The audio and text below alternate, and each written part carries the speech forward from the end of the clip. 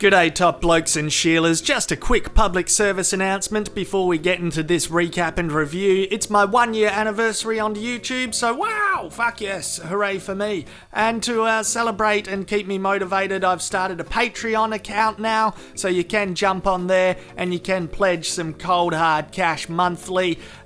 So far the man to beat is Thomas, who's done $15 a month. Fuck yes, Thomas, fuck yes. But you can do whatever you want, $1, $2, $5, have a look. And I'm not going to make you. I'm not a mainstream media company. You just do what you want, okay? Anyway, let's fucking do this.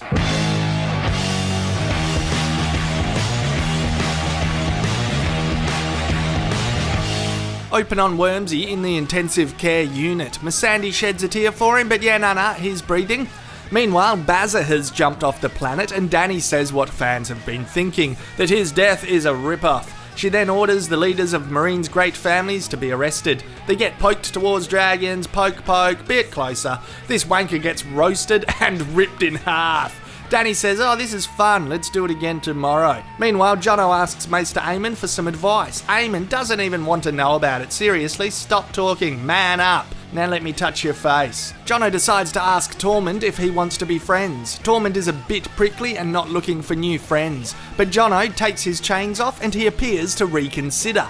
The brothers are unhappy about Jono's new friendship. Alyssa disapproves, even Ed disapproves, then fucking Ollie disapproves. Bloody tough day at the office. Brienne recruits an inside man to send a message to Sansa. There now appears to be a system in place if she finds herself in a pickle. Amanda has been stalking Sansa and convinces her to walk into a dark dungeon with barking, snarling dogs by herself. I'm thinking she's about to get her face mauled, but yeah, she discovers Theon.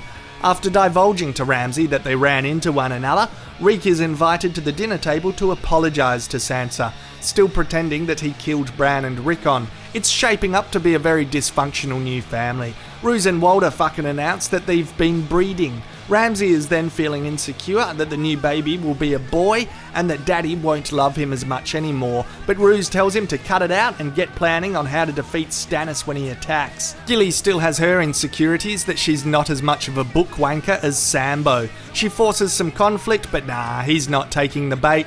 Stan enters to find out how you get a library card.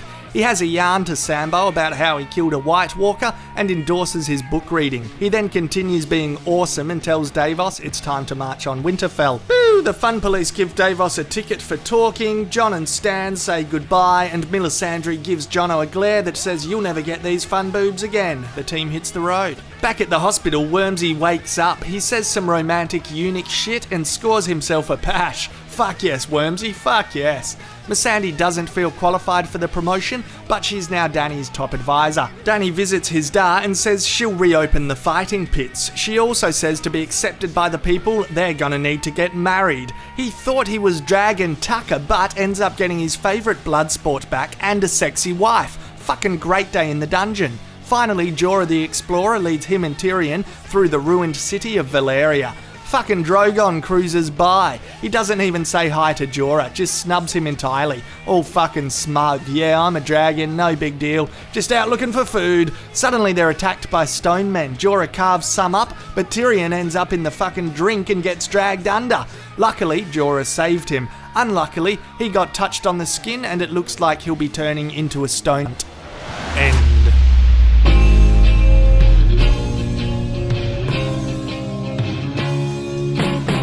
Ooh, I liked the theme in this week's episode. The name of the ep is Kill the Boy. Maester Aemon even says the title emphatically to Jono. Having to man up and think for yourself was what it was all about. Jon is a leader now. He needs to make decisions and stick to them, even if dickheads are questioning him and want to fight like boys. Missandei recommends to Dany that she should think for herself, so she has to woman up and make responsible decisions without advisors. Grey Worm has had his first first kiss, so yep, I'll pay that as killing the boy. Ruse wants Ramsay to stop piss-farting around at dinner time and think seriously about how they will defeat Stannis, so he's got to kill the boy. His Dar tries to be manly, but is in essence a cowardly boy, and that's not so good considering he's a recently appointed leader of a great family. Basically, it's an episode where everyone needs to learn to be like fucking Stannis the Manus. This year's toppest of top blokes with a confident, well-rounded personality.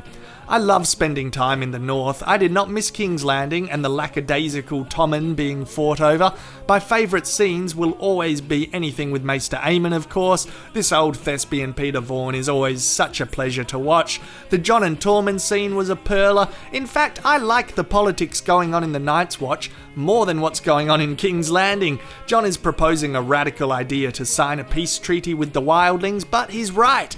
They'll just die and be added to the army of the dead. So they will become a worse enemy in future if there's no agreement made now. But the blokes just think that he's being a fucking hippie. I loved this scene at the Bolton dinner table as well. It's also dysfunctional, and although Ramsay is a gimmicky psychopathic character, it somehow doesn't deduct from his intensity for the most part. And it is good to see Dany end up respecting the tradition and culture she's fucking invaded by allowing the fighting pits to be reopened. Still say no to slavery, of course, because we can all agree that's shit, but yeah, no, the fighting pits, they'll be fun. And marrying a bloke from the Miranese culture, that should make her look less racist. So, good move.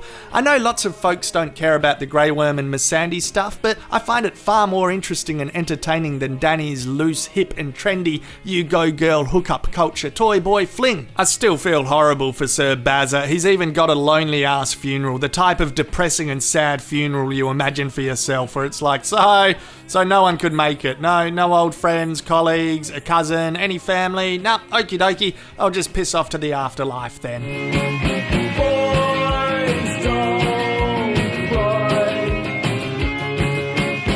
Massive fuck yes for the visual effects team and Valeria. They milked as many cool angles as they could. This scenery looked sensational. The bookwanker in me is happy this week that we also got some stone men. Then there was a bit of a bummer because after Baz's death I thought, okay, alright, I could accept this if Jorah ends up becoming awesome, but it looks like he may be turned into stone and taken away soon. There was also more hinting towards R plus L equals J in this episode too, which is getting crazy out of control now. It's beyond an ambiguous teasing of fans. But yeah, cheers for watching, and I'll see you next week. Have a good one.